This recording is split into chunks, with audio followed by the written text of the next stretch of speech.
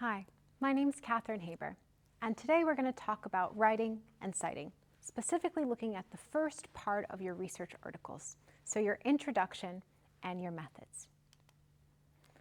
As you might recall, one of the main aims that we're looking at in developing your postgraduate data science skills is honing skills of scientific writing and discussion.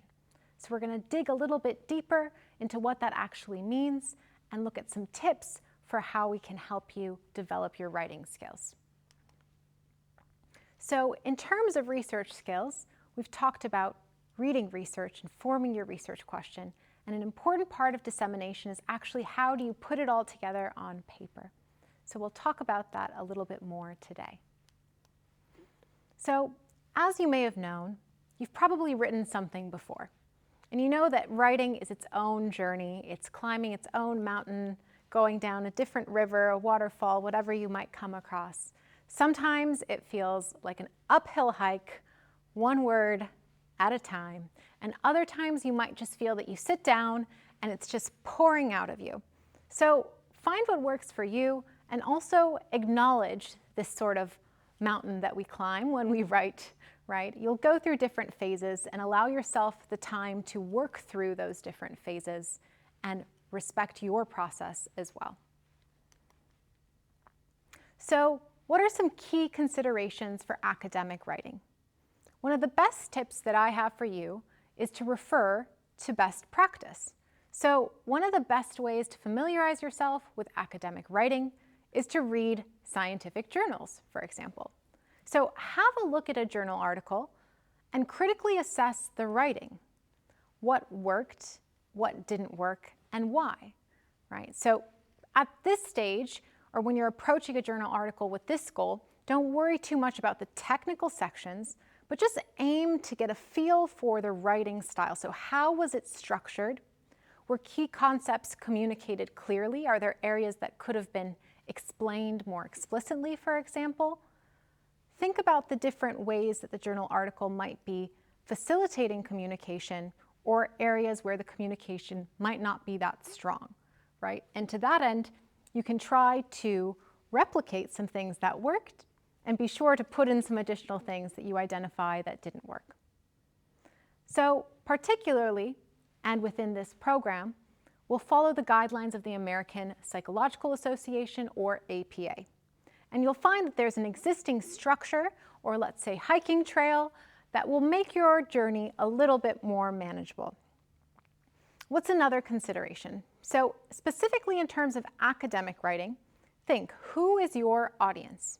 So generally I like to think some interested, intelligent person who knows something about research but isn't familiar with the area in which you've performed your study or your project, right? So I know it's very common while you're doing all of your research to get deep inside different articles, different sorts of terminology. Be sure to explicitly explain everything as if you were speaking with someone who perhaps hadn't really heard about it at all. So that's why it can be valuable to think about your audience. One of the main tips I can give you is also to think about how you're substantiating your statements. In dance science, we have individuals coming from a variety of backgrounds. We all have our own experiential data that we analyze that helps us kind of understand our reality, but we want to kind of think of, well, how are we actually contextualizing that in academic writing? So when we're following the traditional structure of a research article in terms of introduction, methods, results, discussion, right? You need to think about how are you substantiating your statements? How are you bringing in your knowledge, your reading, your understanding of the state of the field, right, into your writing to support the development of your arguments and the narrative that you're building? So the introduction and the methods, these two sections should primarily be supported by references. So any sort of decisions or conclusions or main aims that you're drawing on should be very strongly founded in references and research resources. Then we come to the results section. This section mainly focuses on your empirical evidence or the data that you've collected. That's the main focus of the results section.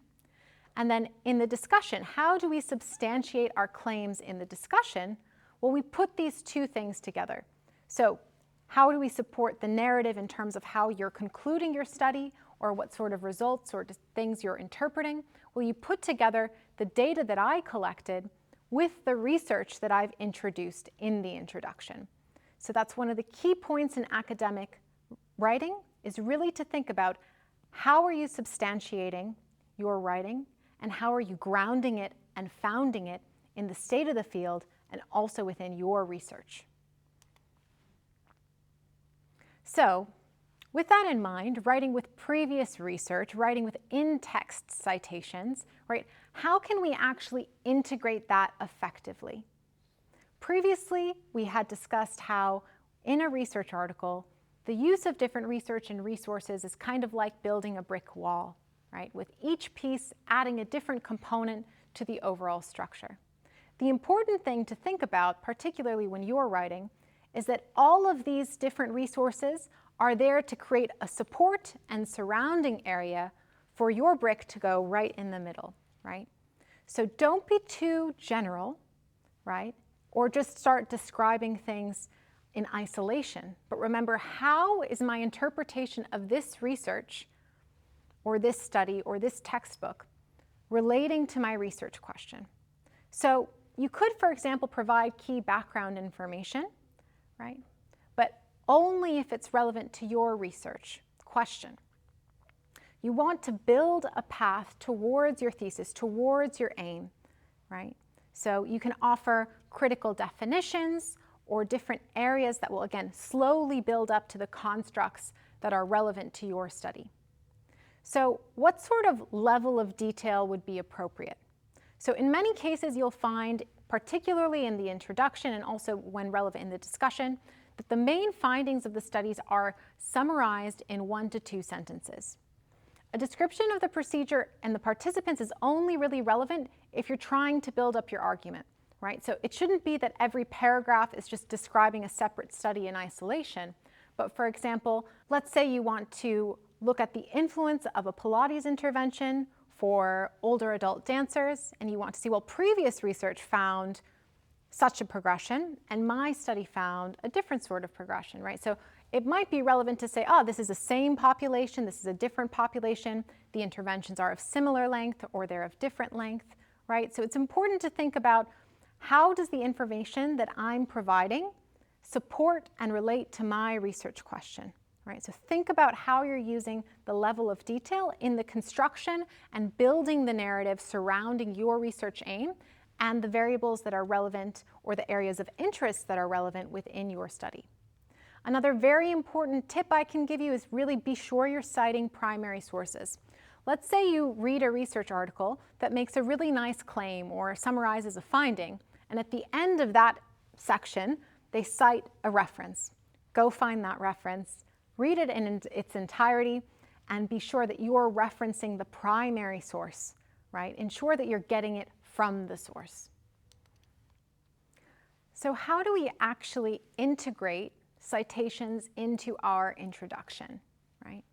Well, one way you might use them, right, other than kind of summarizing the findings and paraphrasing, which we'll talk about later, is to use quotations.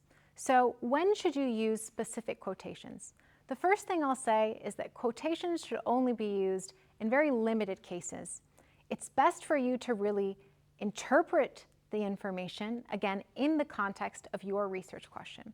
However, there are a few circumstances when quotations are really helpful. So first, this could be for providing a very exact definition, or for referencing a key term or a succinct claim, or if you're responding to the very exact wording of an article, right? So if someone's saying that there was a quote that said that this, definitely improved the performance of the dancers in this context, right?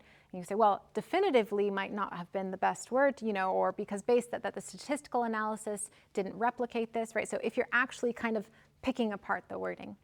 So what are some examples of short quotations, like something less than 40 words? We can see an example here, right? So effective teams can be difficult to describe because high performance along one domain does not translate to high performance along another, right? So I might really like that very succinct terminology, and it's very powerful in terms of how it's written. Then you have block quotations, and this is something that's longer than 40 words. Now, I think it's also quite nice from the field text in terms of how they share that as well. So we can see here that if they're presenting some text discussing that, quote, longer quotations should be in a separate block of text with no quotation marks. The whole block should be indented by about ½ an inch from the left margin like this. The quotation itself, quotes are no substitute for trying to put things in your own words. Don't think you can hide your own poor writing style just by cobbling together lots of extended quotations. Your tutor will probably see through the ruse. As in this example, give the author the right. So you see this, where Field and Hull are going with this sort of example. So again, quotations can be very powerful, but they shouldn't be, again, a substitute for trying to put things in your own words. So thinking of this as well, we also want to consider, well, how are we actually using description versus critical commentary in our writing? So we've previously discussed reading critically, right? So asking questions while you're reading, annotating any sort of questions you have, any alternate argumentation that you might think of, right? So how are you integrating your questions and your commentary into your writing? So what are some questions that you can ask that might prompt more critical commentary? So can the findings be applied to my context of interest? Why or why not, right? So in your introduction, if you're indicating, well, this study found that there was an improvement in adolescent dancers. However, the current study is looking in older adults, and therefore the generalization needs to be considered, right? So think about when you're presenting or introducing different topics, introduce them critically in the context of your research. Do the findings support or challenge a specific claim, right? And with what substantiation?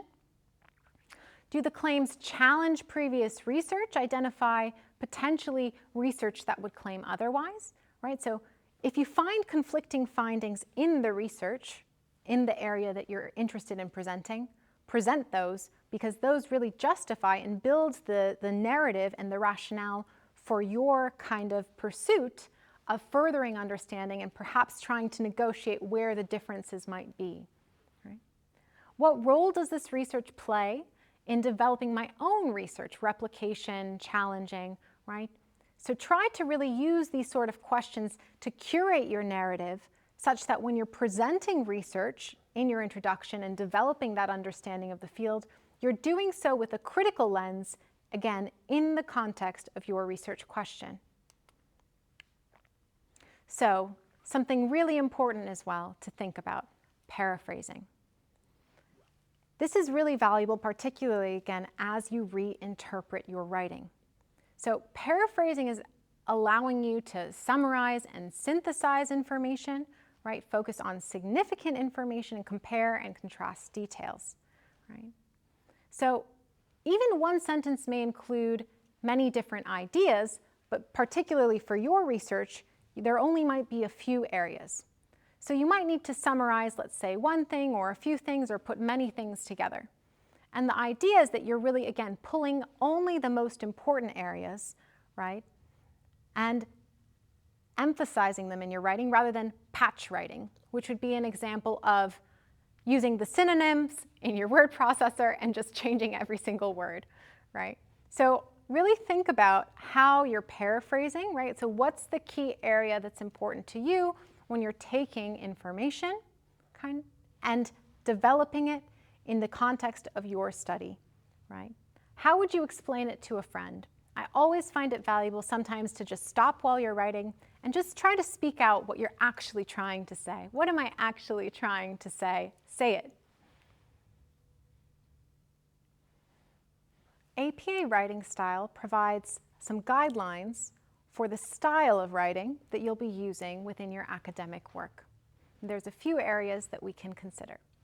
So, one of the most important tips and suggestions that's well defined within APA writing style is simple and short sentences, right?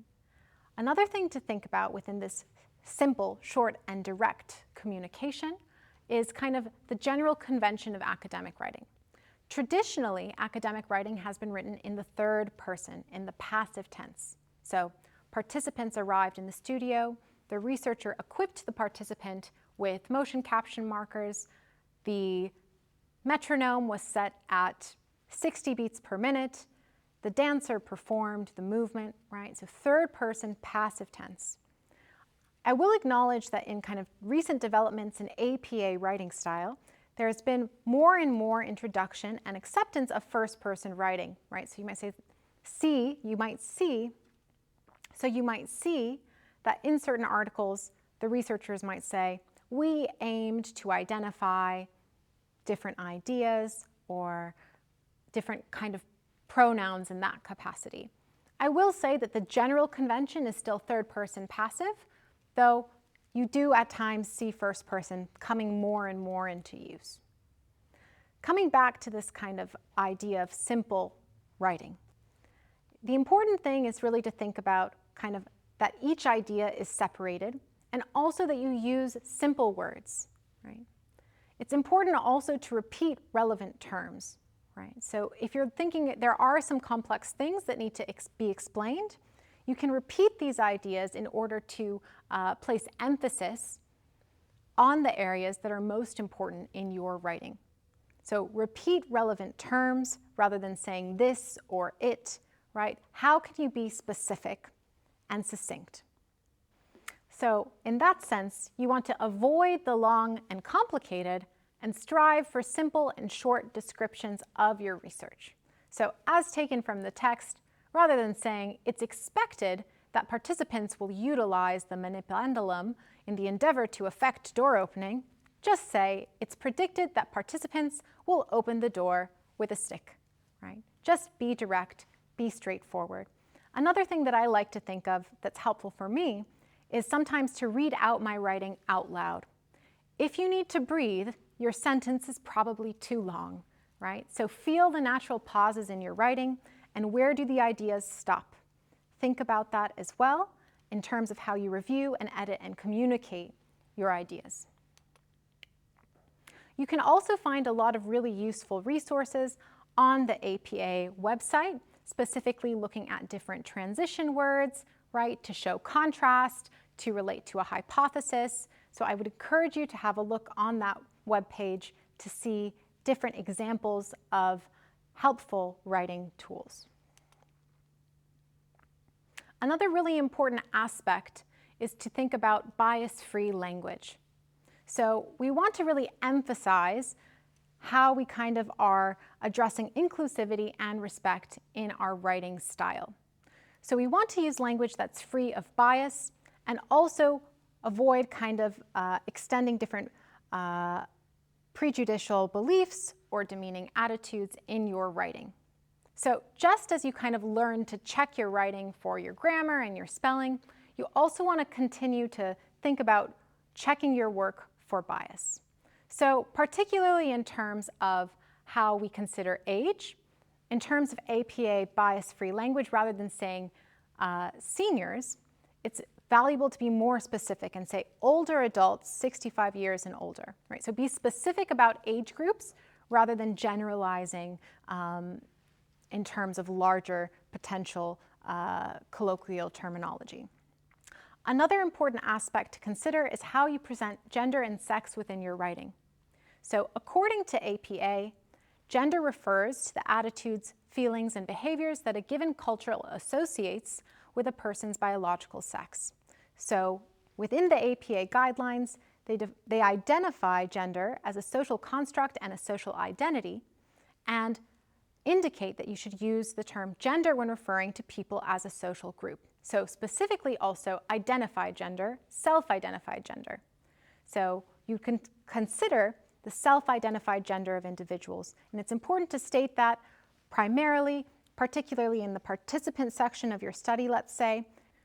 So for example, you could, as in this APA example, indicate approximately 60% of participants identified as cisgender women, 35% as cisgender men, 3% as transgender women, 1% as transgender men, and 1% as non-binary. Now, of course, it depends on the amount of detail in terms of your participant description depends on the relevance of your study as well. So that's something to consider in terms of gender and sex and how you're presenting that within your research context. It's also important to include pronouns they rather than he or she. So for example, the dancer prepared themselves by, warming up before he performed the jumps. So rather than saying before he performed the jumps, you should indicate before they performed the jumps. Another important thing to consider is how you're communicating aspects of disability. So the important thing, particularly in terms of the APA framework, is to have a person-first language. So according to the World Health Organization, disability is broadly defined in both kind of a legal and scientific way, and encompasses kind of the physical, psychological, intellectual, socioeconomical impairments of an individual. So the important thing to consider here is this person-first language, right? So we're focusing on the individual. So when you use disability language, choices made by groups of disabled individuals, you can then honor their preferences to focus on the individual. So rather than saying a paraplegic, you would rather say a person with paraplegia. So just, again, as you proof your writing for things like grammar and spelling, be sure to also keep an eye out for potential bias in your writing. Next comes the use of abbreviations.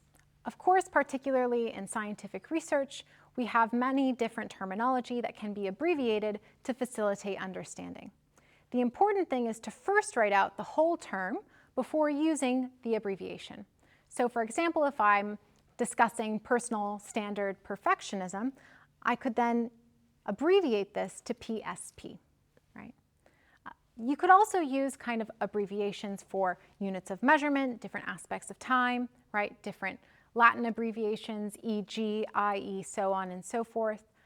The important thing is that you're consistent in your use of abbreviations, right? So don't switch between writing out meters and using an M, right? But that you kind of choose which one you're going to stick to throughout. Writing numbers. So when would we use numbers and how do we actually integrate numbers into our writing?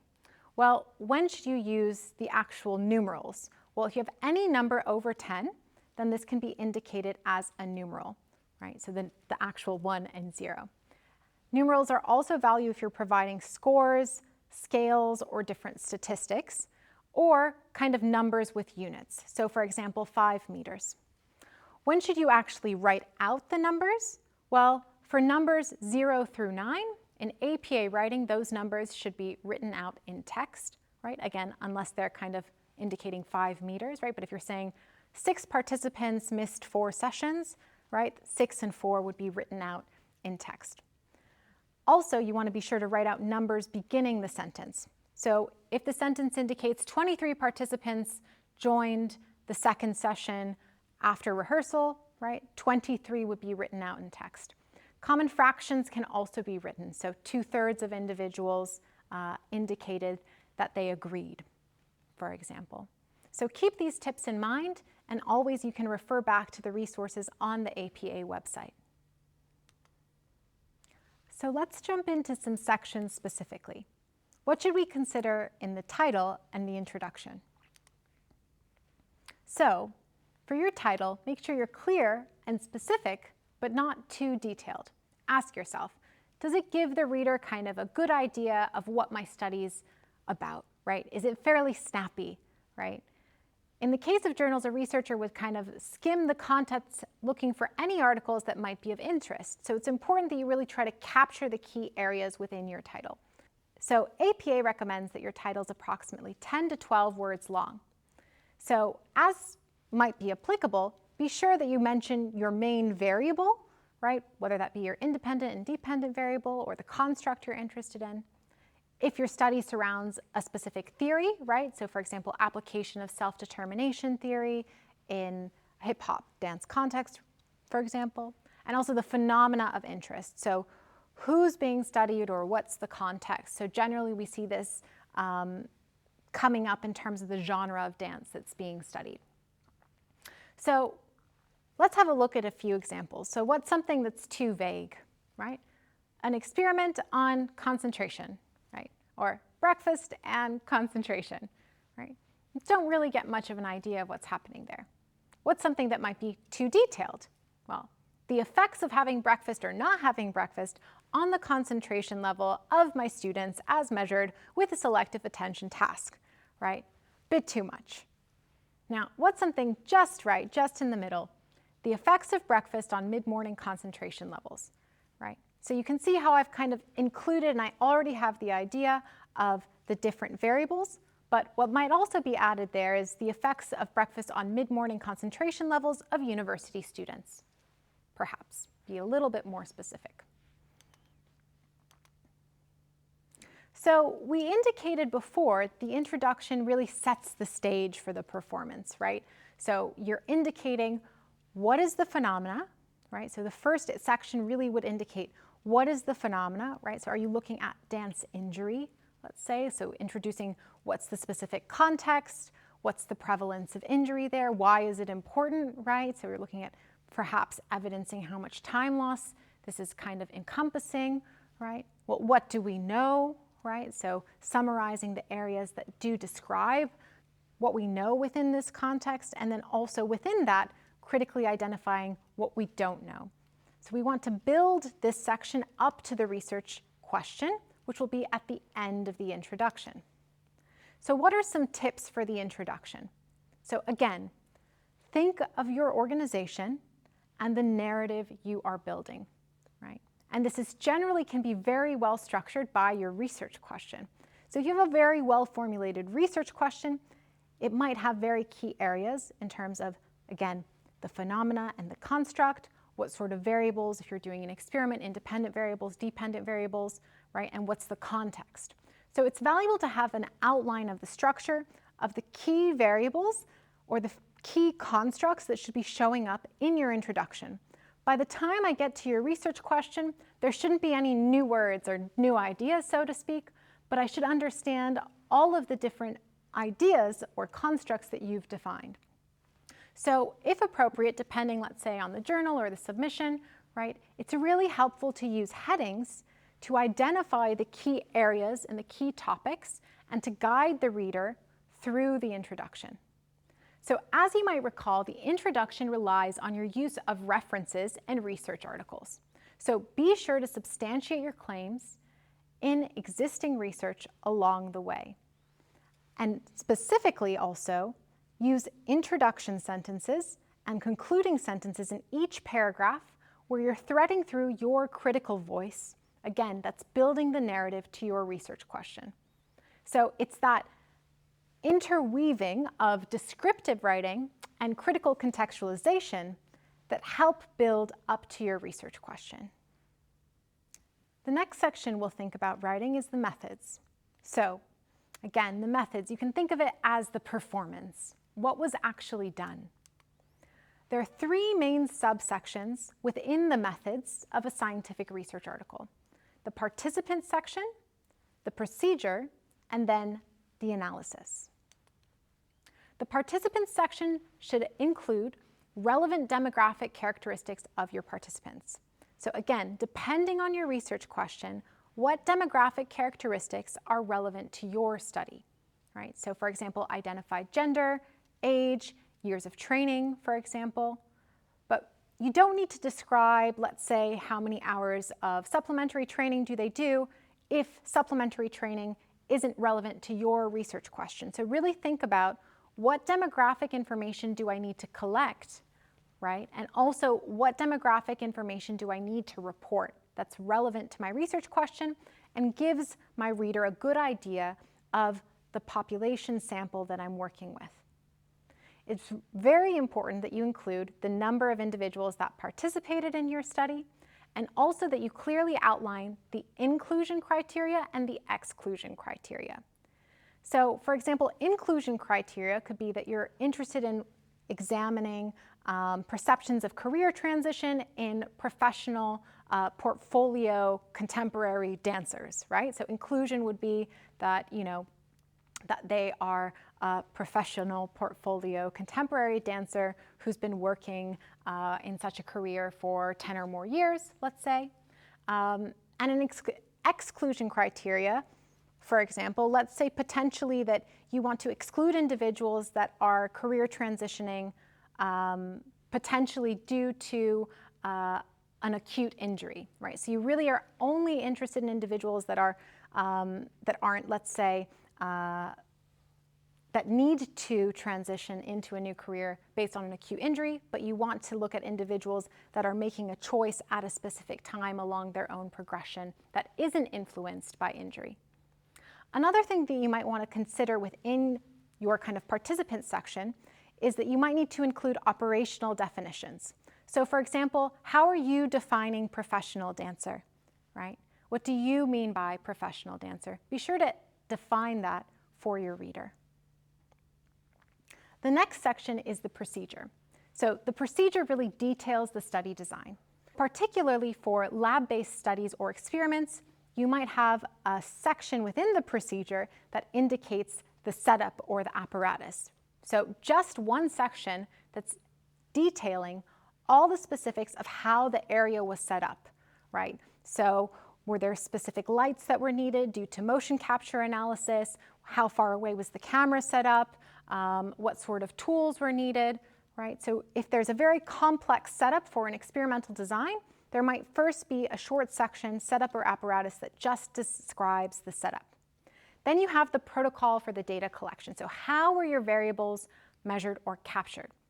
If you've used a standardized protocol, cite it. As mentioned with the introduction, it's really important that we are grounding our research in previous methods and findings. So if you're building on a previous method or replicating a previous method, it's important that you cite for the reader that this is where I'm working from, or this is where I'm developing my methods from.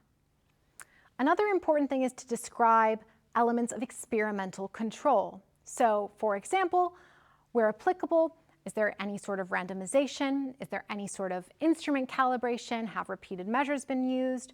Are you ensuring that the same individual is giving the interview for all participants for kind of equivalent levels of questioning, right? So what measures are in place to ensure experimental or different sort of control within your research for kind of similar replication amongst all your participants? These details are very valuable within your procedure. The final section of the methods is the analysis. So in this section, you're going to indicate what sort of intended analysis you're going to do based on the data that you've collected, right? This is a very important part of your design, not only to describe how you're going to collect the data, but to design what you're going to do with it as well. So whether that be thematic analysis or running a t-test, you want to indicate how the data will be used, right? So if you've conducted an interview, indicate how it might be transcribed, the coding process, and so on and so forth. In quantitative research, you might need to go a step further to describe how you're actually extracting the data from your method of data collection. So let's say I'm interested in looking at jump height of dancers, and I'm using motion capture, right? And I've put markers, let's say, on the pelvis. So I'm going to look at the trajectory of the pelvis during a jump. So you need to define, well, you looked at the trajectory of the pelvis in 2 dimensions. The maximum position on the y-axis, for example, was extracted, right? And then you could also say that there were 3 repetitions. So then the average of the maximal position over the 3 repetitions was taken for each participant.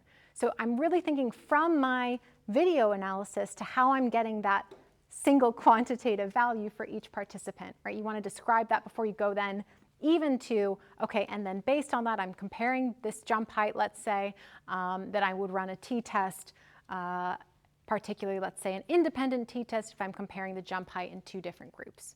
So you really want to make sure that you're really planning and communicating how you're going to analyze your data analysis. And that's really important in terms of replication and will facilitate the understanding in the following results section.